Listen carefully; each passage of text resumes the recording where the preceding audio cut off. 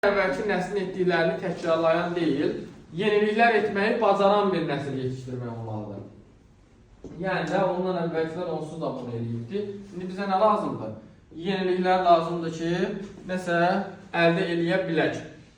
Keçən dəfə dediyim, yenə qeyd edirəm, burada alimlərin, ümumiyyətlə öyrənəcəyimiz bütün nəzəriyyələrdə alimlərin doğulduğu yer və yaxud da ki, onların anadan olduğu tarixlər, oxuduqları universitetlər bizə lazım deyil, onlara əzbərləməzə ehtiyac yox. Bizə lazım olan məsələ bu nəzəriyyənin mahiyyətidir ümumiyyətlə.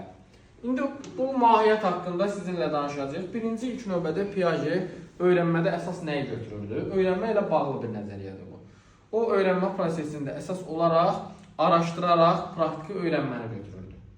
O şagirdin özünün müstəqil şəkildə bir işi icra etməsini önəmli görür.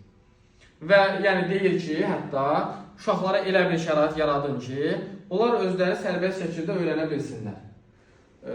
Onlara maneə ola biləcək şeyləri çalışın ki, aradan qaldırın. Məsələn, evdə uşağın özünün hərəkət edə biləcəyi, öyrənə biləcəyi şərait yaradın.